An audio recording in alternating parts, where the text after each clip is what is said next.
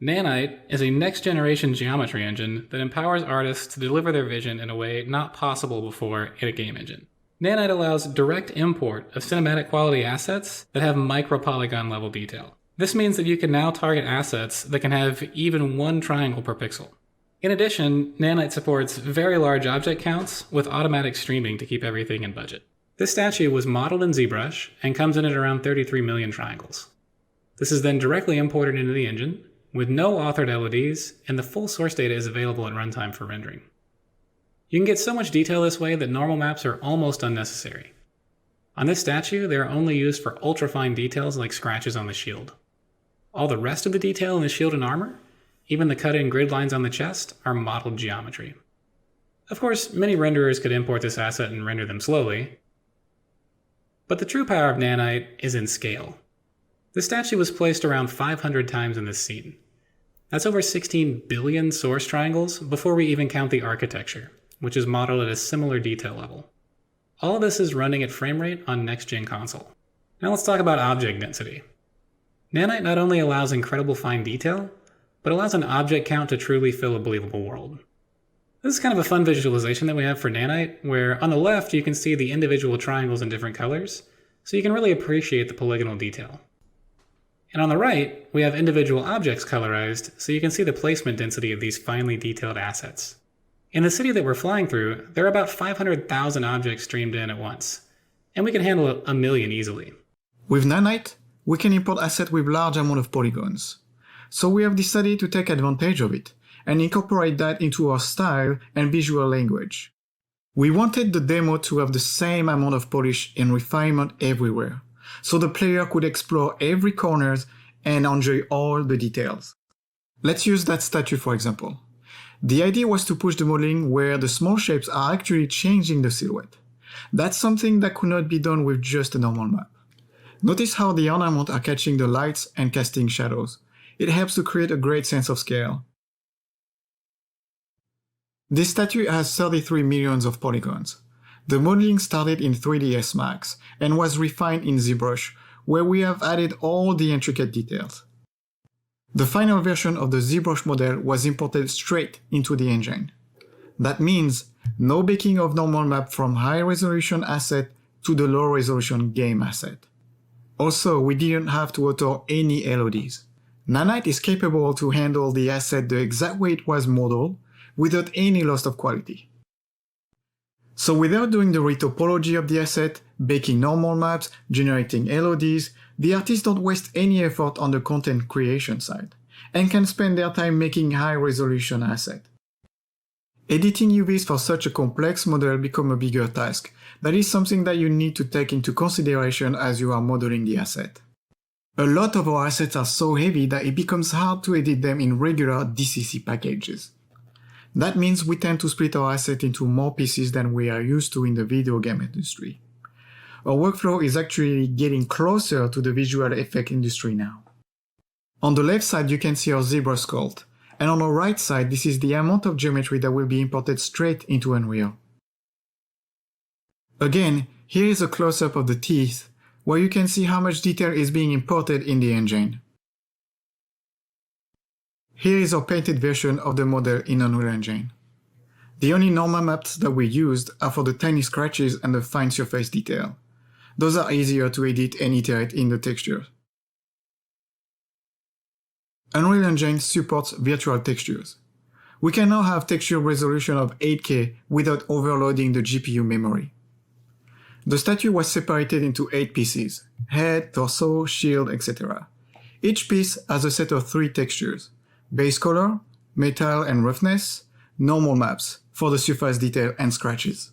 That means for this asset alone we have 24 textures of 8K resolution. Here is the final paint of the face. And here is the underlying geometry. This is not noise. Each area of color represents a triangle. And here is the close-up of the teeth in engine. And as you can tell, all the geometry information from the zebra sculpt was conserved. So this is what we call the graveyard room in the demo. This is where all the statues of the ancient warriors are stored. So we apply the same amount of care and detail everywhere in the environment. All the friezes, the ornaments, the props have the same amount of detail. That room has nearly 500 of that exact statue at the same detail, which represent a total of over 16 billions of triangles for the statues alone. Here is a representation of each of the triangles in different color. Most are so small that they look like nose. Nanite achieves detail down to the pixel, which means triangles are often the size of a pixel. In this view mode, each object is represented with a different color.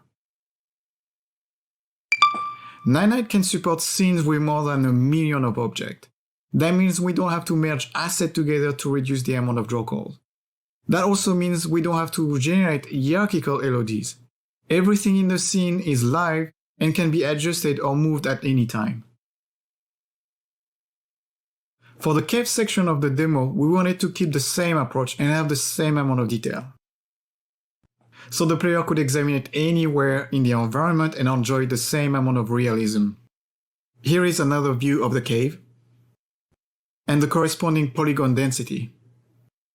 Here is another close-up. And again, you can see the same amount of detail here. But Nanite doesn't have to be constrained to small rooms, it can stretch all the way to the horizon. For the final part of the demo, where the player glides through the Forgotten City, we use the same type of asset. On the left you can see the triangle view, in the center this is the final render, and on the right this is the object view. Notice the consistency of the triangle density on the left, and how far you can see the individual assets in the object view on the right. Over this entire demo there is hundreds of billions of triangles.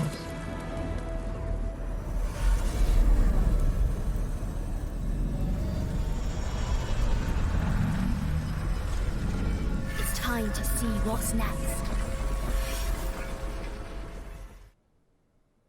Let's talk about performance for a bit. We use dynamic resolution and temporal upsampling to 4K for this demo.